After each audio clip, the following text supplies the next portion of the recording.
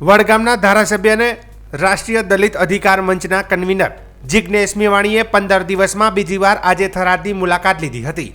Doctor Baba Saheb આંબેડકરના મહાપરિનિર્વાણ દિન નિમિત્તે આયોજિત વિશેષ કાર્યક્રમમાં તેમણે જનસભાને સંબોધી હતી તેમજ મેઘવંશી કોચિંગ ક્લાસ સેન્ટરનું ઉદ્ઘાટન કર્યું હતું.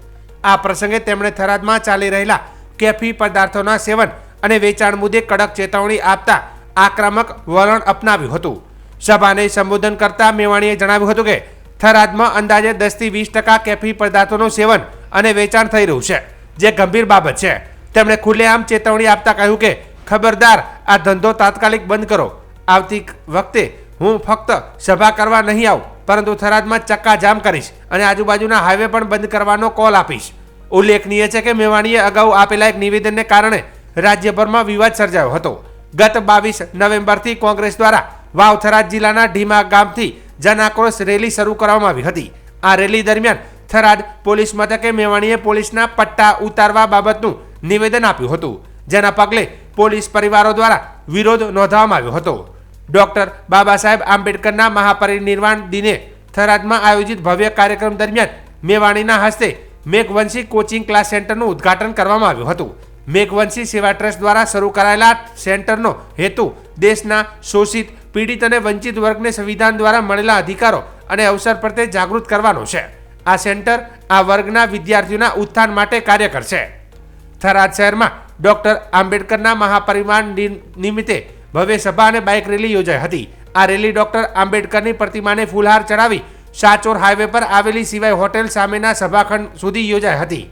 રેલીમાં વાવ, થરાદ અને સુઈગામ તાલુકાના વિવિધ સમાજના યુવાનો અને વડીલો મોટી સંખ્યામાં જોડાયા હતા.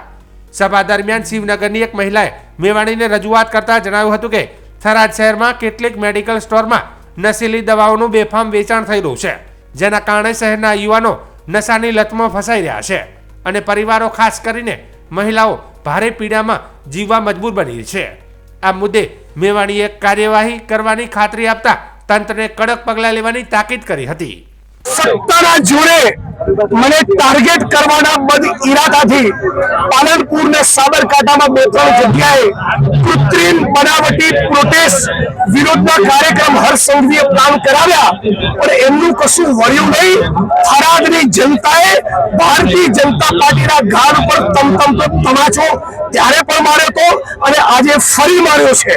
સત્તાનો ઉપયોગ કરી પોલીસની ટીમને કામે લગાડી મારા વિધાનસભા વડગામમાં 2200 લોકોનો કાર્યક્રમ કર્યો અને આ જો વગર પૈસે જિગ્નેશભાઈ, ગુલાબસિંહભાઈ, જ્ઞાનીબેનને પ્રેમ કરનારી જનતા હજારોની સંખ્યામાં સ્વયંભૂ ઉમટી છે અને હજી પણ થરાદમાં જે 10%, 15%, 20% કેફી પદાર્થોનું જે સેવન થઈ રહ્યું છે, વેચાણ થઈ રહ્યું છે, ખબરદાર, બંધ કરી દેજો.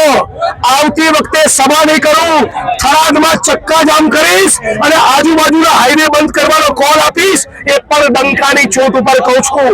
થરાદના જ એક પોલીસ સબ ઇન્સ્પેક્ટર, રાજ્યની સરકાર તપાસ કરે, પૂરી જવાબદારી સાથે કહું છું, પોતે ડ્રગ્સનું સેવન કરે છે. એટલે મારી પર સવાલ કરતા પહેલા પોતાનું ચરિત્ર ઉજળું રાખજો, બાકી મજા નહીં આવે. પોલીસના નાના કર્મચારીઓની પડખે છું.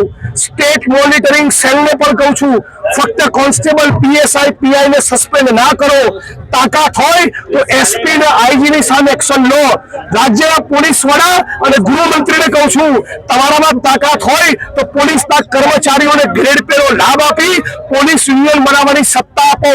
એટલે અમે બધા જ કોંગ્રેસ પરિવારના માણસો નશા મુક્ત ગુજરાત, ડ્રગ્સ મુક્ત ગુજરાતની કેમ્પેન લઈને નીકળ્યા છે.